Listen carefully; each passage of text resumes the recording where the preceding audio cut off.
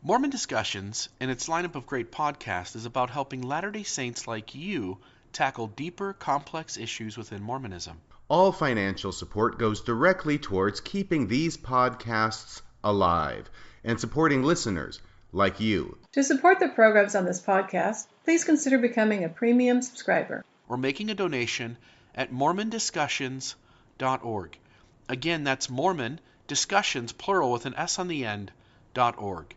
Donate today and support programs like Mormon Discussion, Radio Free Mormon, Mormon Awakenings, the Mormon Wellness Project, Mormon History Podcast, Marriage on a Tightrope, and others. If these programs benefit you, and you want to see these continue, please consider making an annual donation starting today. All donations are tax exempt inside the United States and go towards keeping the podcast alive.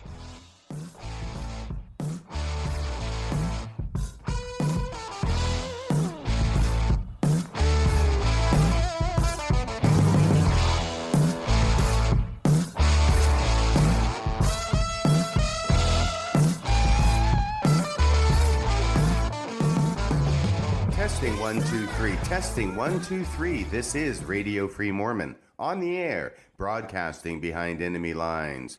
Tonight's episode, the Jubilee celebration.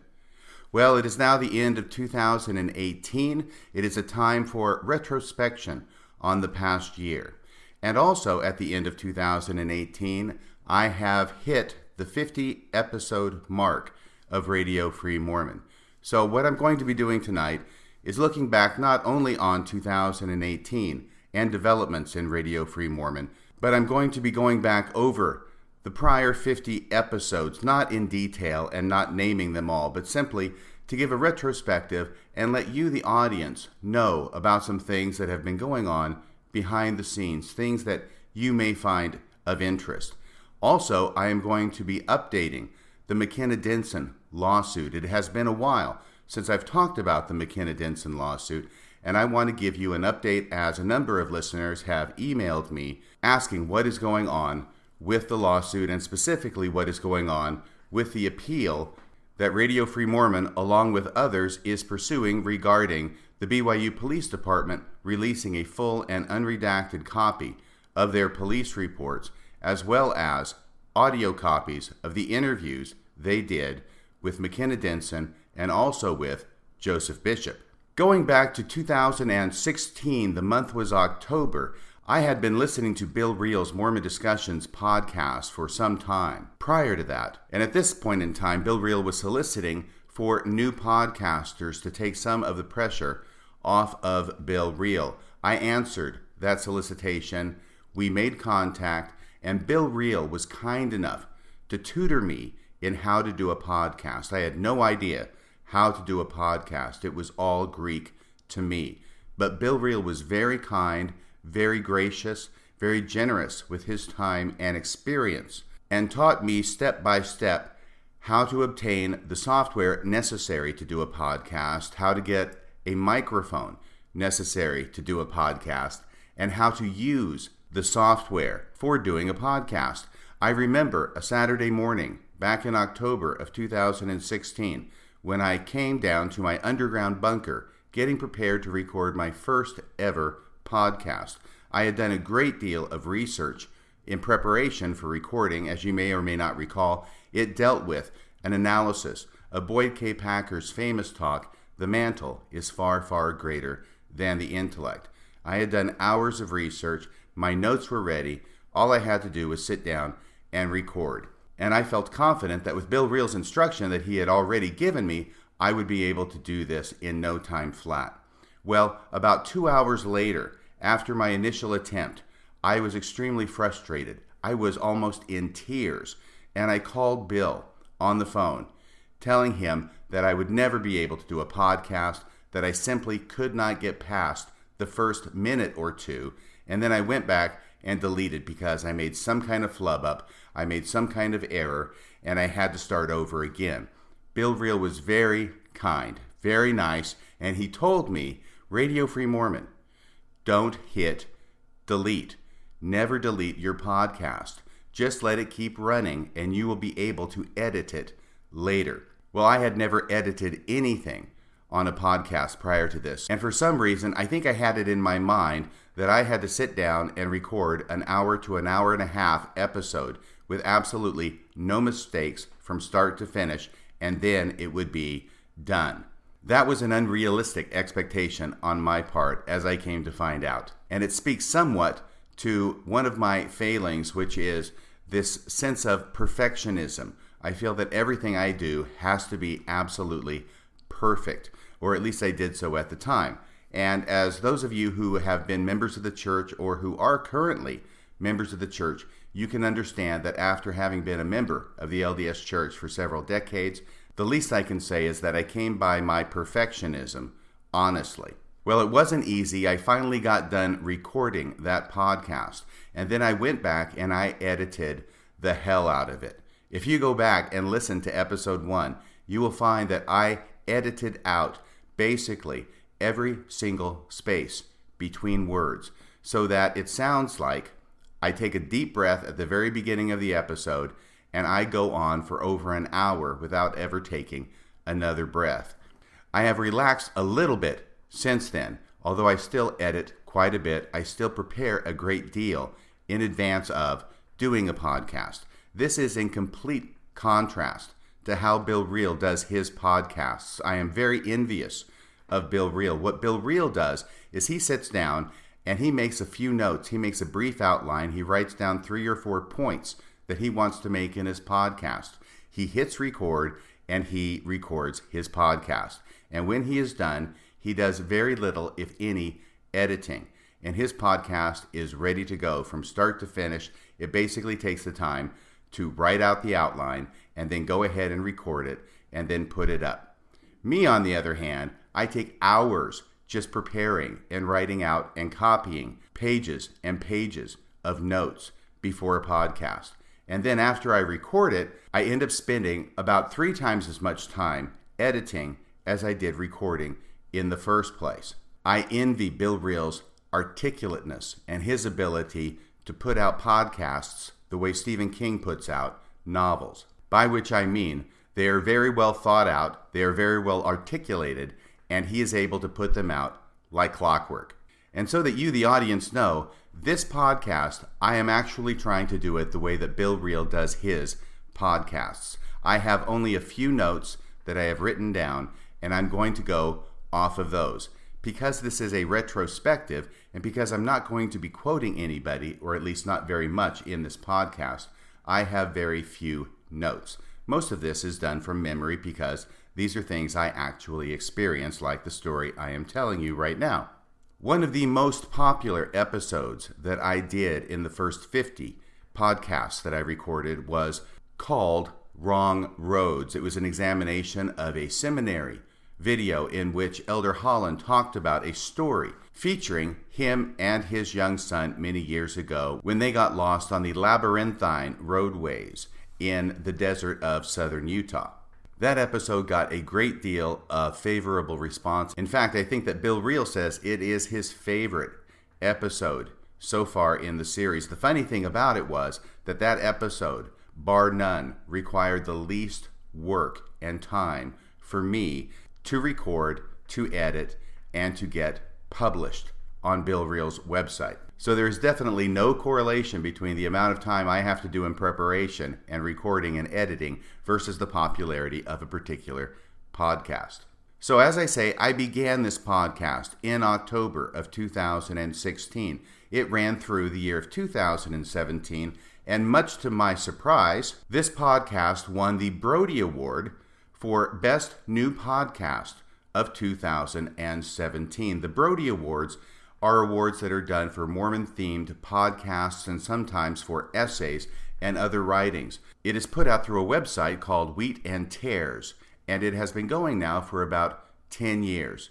Well, much to my surprise, much earlier in 2018, I found out that I had been nominated for the Best New Podcast, and then not long after that, the ballots were counted, and Radio Free Mormon ended up being the winner in the category of Best New Podcast. Radio Free Mormon came in with a sizable plurality of the vote at 40.48%, and that is out of a number of podcasts that were in contention. There were 6 podcasts in contention in addition to Radio Free Mormon, 7 in all, so 40.48% was a number with which I was very pleased and I was very flattered, and I want to take this opportunity to thank each and every listener who voted for Radio Free Mormon in the Brody Awards for 2017. I did not mention this at the time on the podcast, but since I'm doing a retrospective now, I thought it would be a good time to bring it up. Also, in June of 2018, I did a podcast called Selling Your Soul for Apologetics, in which I took Professor Daniel C. Peterson of Brigham Young University to task for what I believe to be a misrepresentation on his part, which he wrote in his regular column for the Deseret News. In that column, you may recall, he was talking about the different accounts of the first vision, and he stated in that article flatly that there has been no suppression with regard to the first vision accounts. Well, episode 3 that I had done went over in some detail the fact that there was indeed a great deal of suppression with regard to the 1832 account of the first vision, that it was discovered in the 1930s or thereabout by the church historian and apostle Joseph Fielding Smith, that it was cut out of the letter book in which it was contained and then was stored in his safe in his office and kept from prying eyes. In fact, he would not let other church leaders see it unless they had authority from the top leadership of the church. Word of the existence of this unusual account of the first vision leaked to the public in the 1960s, and then, after some pressure was put on the church publicly, Joseph Fielding Smith, or someone at his direction, retrieved the 1832 account of the first vision from his safe, taped it back into the letter book from which he had cut it 3 decades earlier, and then took steps to make it available to the public as if there had never been any suppression whatsoever. So it was with this background that my eyebrows raised when I saw Daniel C. Peterson alleging in the Deseret News that there had been no suppression whatsoever with regard to the first vision account. And I took that opportunity to do a podcast to call out Daniel C. Peterson on what I believe to be a misrepresentation on his part. Not long after that, I was very, very happy to see Ryan McKnight of Mormon Leaks fame post on his Facebook page a brief message regarding that podcast. He posted this on June 11th, 2018, and this is what Ryan McKnight said about that podcast. Every once in a while, there comes along a podcast that goes down as being a must-listen for anyone interested in Mormonism. The top one on my list is the Epic Mormon Expression episode titled How to Build a Transoceanic Vessel. This episode of Radio Free Mormon may have just secured the second spot on that list. Well, Radio Free Mormon is number 2, but we try harder.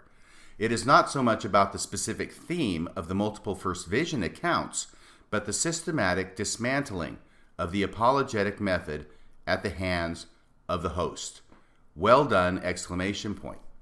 Thank you very much, Ryan McKnight, for those kind words. Once again, I did not mention this in June when I first saw that Ryan McKnight had posted this. I am somewhat averse to patting myself on the back, but since this is a retrospective, I thought it would be a good time to look back with fond memories on things that have happened in 2018, as well as during the first 50 episodes of Radio Free Mormon. I do need to mention at this point, however, that Professor Daniel C. Peterson was aware of the allegation that I made in my podcast from last June, calling him out for being deceptive in stating in his article that there has been no suppression regarding the accounts of the first vision. I called him out on that.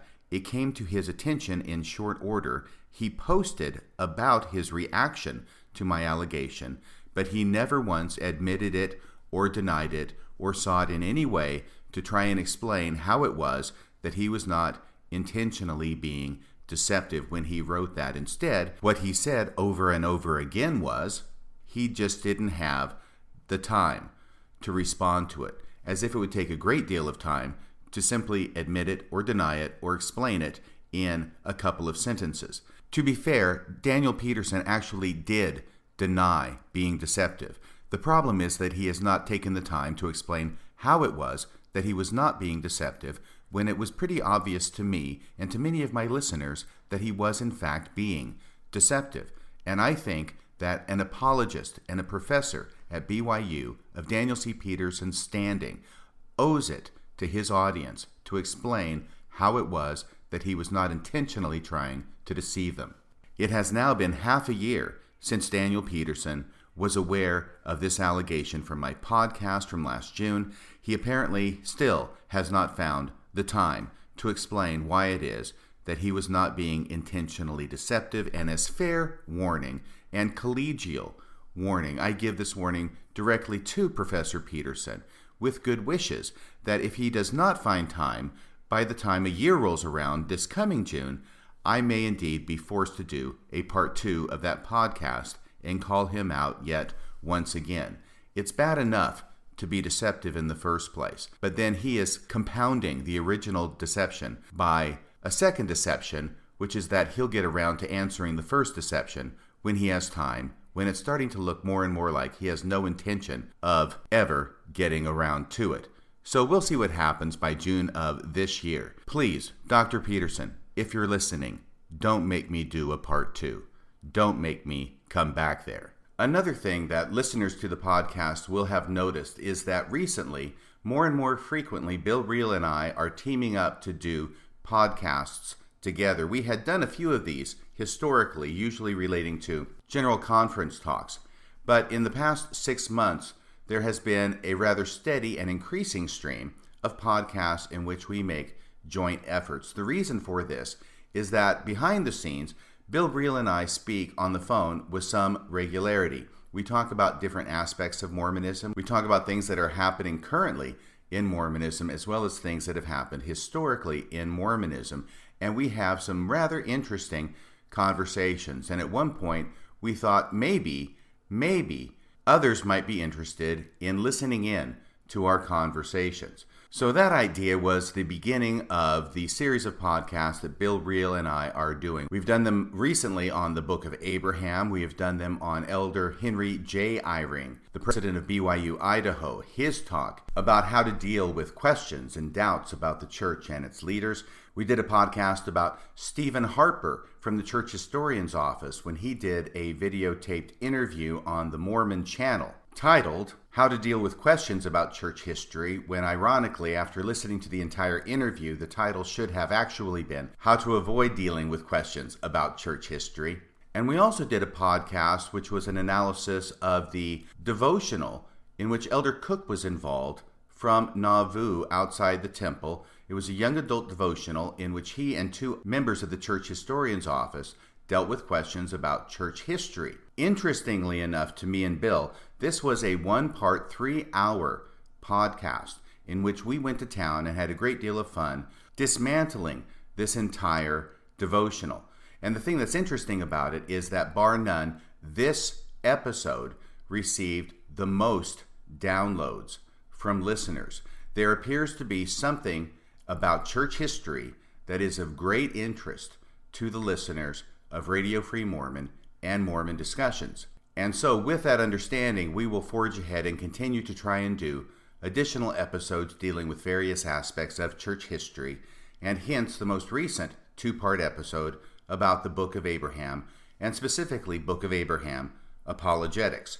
The funny thing about the Book of Abraham podcast is that the event that precipitated our doing the podcast was an article written by Kerry Muhlestein, a Mormon Egyptologist, for the December 2018 issue of the Ensign magazine, in which he talks about Book of Abraham apologetics. And that article in the Ensign got us so interested again in the subject that we went back, blew the dust off the old books, cracked them open, reviewed a great deal of old material to bring it fresh to mind, and we did a 2-part episode on the Book of Abraham and its apologetics. And at the end of the second part, I mentioned to Bill, what's funny is that it's this article by Kerry Muhlestein that got us going on this whole podcast, and we never even got around to talking about the article written by Kerry Muhlestein. So in the works, we have planned a part 3 to that episode in which we will finally get around to talking about that article by Kerry Muhlestein. And I think that you will find it fascinating. It does appear that there is a line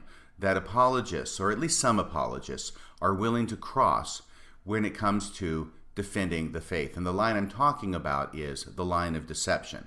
Carrie Muhlestein, it appears, is one of the apologists who is willing to cross the line of deception in order to defend the church. And that as long as his goal is to defend the church, deception is no vice. Another huge event that took a great deal of time and a number of episodes at Radio Free Mormon was the bombshell allegations that came out in March of 2018 from Mckenna Denson that she had been raped in the basement of the Missionary Training Center when she was there as a sister missionary back in early 1984, and that she was raped at the hands of none other than the president of the Missionary Training Center at the time, whose name is Joseph Bishop. I have done a number of episodes regarding that story, and I have also been very much involved in seeking to obtain from the BYU Police Department an unredacted copy of their police reports that they generated from their investigation of this case. As you will recall, the BYU Police Department initially issued their 9 pages of police reports, which were almost completely redacted, which means they were almost completely blacked out. There was hardly anything in the 9 pages that could be read. The media pushed back on the BYU Police Department, and in short order, they released a much less redacted copy of those police reports, and yet there were still several sentences that were completely redacted, that they could not be read.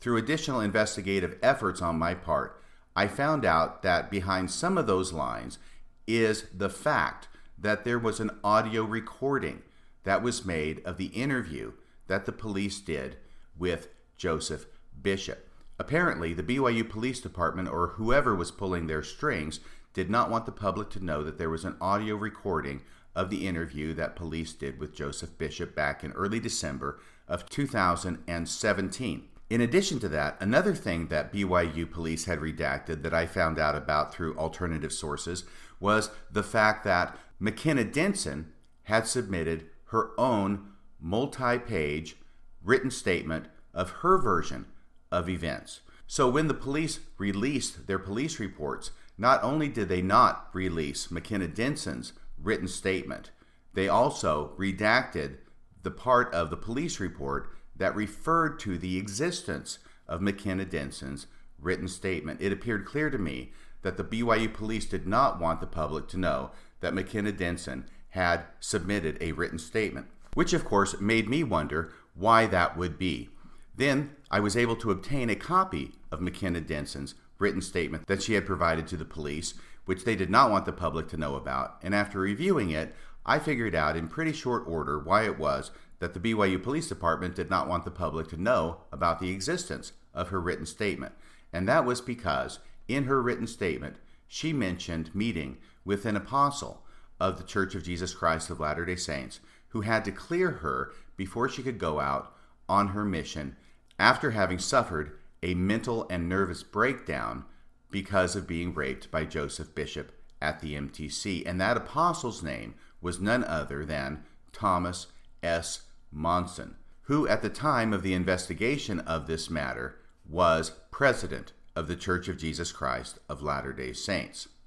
So having satisfied myself that there was a reason that the BYU Police Department did not want the public to know about the existence of Mckenna Denson's written statement, and obviously the reason they don't want the public to know about the existence is because if the public knows about the existence, then they'll start requesting a copy of that written statement. Then they'll have to provide it. Then they'll have to redact more. It gets messy. It's much easier for the police department just to not let the public know that additional information exists that is in their possession, that is part of their investigation, which somebody apparently thinks might be compromising to the LDS Church.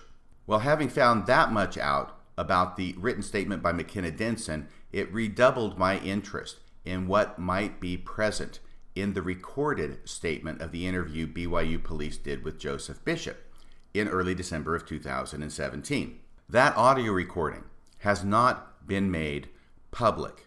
And so, although I cannot say with any specificity as to what that audio recording might contain, I will bet you my bottom dollar that there is at least one more bombshell contained in that audio recording of the interview with Joseph Bishop, and that is why the BYU police does not want to release the tape and did not even want the public to know about its existence in the first place. But as I have mentioned, things have a way of leaking out, and things have leaked out. And so knowledge of the recording and its existence is out there. In fact, it formed the basis for a public records request to BYU by Radio Free Mormon, as well as Mormon Leaks and others. We wanted to find out what exactly that audio recording contains. So we did a records request to the BYU Police Department Custodian of Records. That was denied. We then appealed it within the police department, as the procedure requires, to the Chief of Police, Larry Stott. Larry Stott denied it as well. We then appealed it to the Utah State Records Committee, and we had a hearing on that issue in the summer of 2018. And at the end of that hearing, the Utah Records Committee granted our request for a copy, not only of the unredacted police reports, but also of the recording of the interview with Joseph Bishop. Now, a number of people have been asking since that time, what has been going on with this appeal? Have you received a copy of the audio recording yet? Have you received a copy of the unredacted police reports yet? Well, the answer to that is no. And that's why I want to update you a bit on that situation. You may recall that there was a similar lawsuit that was already winding its way up through the courts in Utah. The specific issue having to do with whether the BYU Police Department is subject to the Utah Public Disclosure Act, which is called in Utah GRAMA, G-R-A-M-A. And I believe that stands for Government Records Accountability and Management Act. At any rate, it's the public records request statute that is operative in the state of Utah. Prior to this, the Utah Records Committee had ruled that BYU was not subject to GRAMA. And this was in a case that was brought by the Salt Lake Tribune, and it had to do with a BYU student who was off campus, who was sexually assaulted by a male, and who then reported this to the BYU police. Now, drinking was involved apparently, and that is of course against the honor code of BYU. But this female student reported it to the BYU police, and the BYU police apparently shared that information with the honor code office at BYU. We don't know that that's the case. All that we know is that this female student, after reporting it to the police department but not reporting it to the honor code office, ends up being hauled in by the honor code office for a violation of the honor code by drinking off campus, which raised the question of how much information is the BYU Police Department, ostensibly a criminal investigative agency, sharing its information with the BYU Honor Code Office, not a criminal investigative agency? Were lines crossed there? Was there information shared that should not have been shared? So the Salt Lake Tribune brought an action requesting information and documents and emails from the BYU Police Department related to this to see if they could track it down. BYU police said, no thanks, we're not giving you anything because we are not subject to the Public Disclosure Act in Utah. The Salt Lake Tribune then appealed that ruling up to the district court in Utah. So this is the first time a judge is getting a look at it. The judge in that case was just about to rule whether BYU was subject to the Public Disclosure Act at the same time that we were having the hearing in front of the Records Committee regarding the police reports in Mckenna Denson's case. Without going back into too much detail, again, if you want detail, please go back and listen to the prior podcast relating to this. But what happened is that in the Salt Lake Tribune case, the district court judge said, yes, BYU is subject to the Public Disclosure Act. Of course, BYU is appealing that decision in the Salt Lake Tribune case, and that is going up to the Supreme Court in the state of Utah. My understanding is that the Utah State Supreme Court has accepted direct review of that case. So that issue is going to be ruled on by the Supreme Court in Utah on the prior case involving the Salt Lake Tribune. So what does that have to do with the current case with Mckenna Denson? Well, the issue is the same. The issue is whether the BYU Police Department is subject to the Public Disclosure Act. So there are different levels of appeal from the State Records Committee. The first level is to the district court. From there, my understanding is that there is an intermediate court of appeals, and above the court of appeals is the Supreme Court. So BYU appealed the ruling by the State Records Committee that was in our favor, that said the BYU police had to release the audio recording and an unredacted copy of the police reports in Mckenna Denson's case. They appealed that to the next step in the appeal process, which is the district court level. So what all the parties agreed to was that because this prior case is already going up to the Supreme Court on the same issue, that we would stay Mckenna Denson's case and that public disclosure request in district court. All the parties agreed we'll just park it there and wait to see what happens with the prior case, because it makes absolutely no sense for everybody in the Mckenna Denson case to go through all the briefing, all the argument in district court, then appeal it to the Court of Appeals, then appeal it to the Supreme Court in Utah, when the Supreme Court in Utah has already accepted review of a prior case that deals with the exact same issue. So what will happen then is once the Supreme Court in Utah rules on the issue, that will be dispositive of what happens with the Mckenna Denson Public Disclosure Act request that is parked in the district court level. If the Utah Supreme Court says, yes, the BYU Police Department is subject to GRAMA, the Public Disclosure Act request, then they will in effect also be affirming our win at the State Records Committee.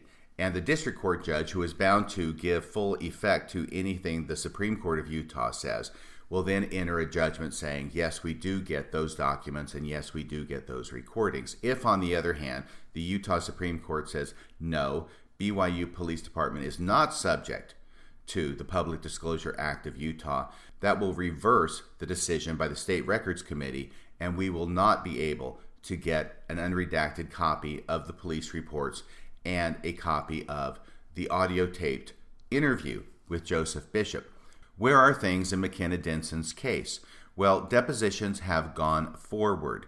Mckenna Denson's attorney has already deposed Joseph Bishop. Mckenna Denson also has a deposition scheduled with Ron Levitt, Mckenna Denson's former bishop. And very interestingly, the original deposition that was scheduled with Ron Levitt was postponed because Ron Levitt himself got an attorney. And the attorney made a motion to the judge in that case saying that Ron Levitt should not be deposed by Mckenna Denson's attorney. Why? Because according to Ron Levitt's attorney, Ron Levitt has dementia. And this is not a recent state of affairs for Ron Levitt. He has been suffering from progressive dementia for several years now. The reason I find this interesting is because, if true, it tends to undermine what Joseph Bishop said back in March of 2018 when he was interviewed on TV, when he stated he remembered Mckenna Denson coming to him with allegations of a sexual nature against Joseph Bishop, but he remembered them quite differently than what Mckenna Denson reports. If Ron Levitt had dementia then, how much weight can we put on his recollection of what he says Mckenna Denson said to him back in 1987, over 30 years before? That motion, by the way, by Ron Levitt's attorney was denied by the judge, and Ron Levitt will be deposed in January of 2019 by Mckenna Denson's attorney. I will continue to keep you briefed as new developments arise in the Mckenna Denson lawsuit.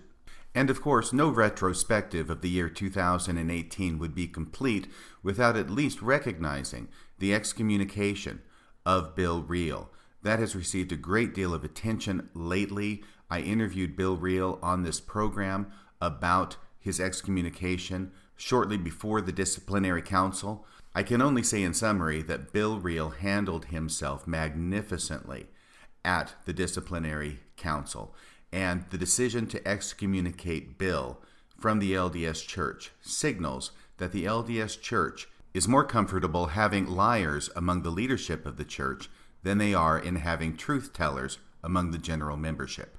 This has been a lot of fun for me thinking back on the year of 2018 and on the first 50 podcasts of Radio Free Mormon. It is a significant number. I had no real idea when I started out that I would actually make it as far as 50, but having gotten this far, I want to assure you I have not even come close to running out of things to say about Mormonism. And even if I were to come to that point, Mormonism itself has this wonderful habit of generating on a regular basis new, wonderful, and often controversial things for me to talk about. So here's to the next 50 episodes of Radio Free Mormon podcast. Here's to the year 2019. I hope that you will continue to listen. I hope that you will find it as enjoyable as it has been in the past. That's about all for tonight. Until next time, this is Radio Free Mormon, signing off the air.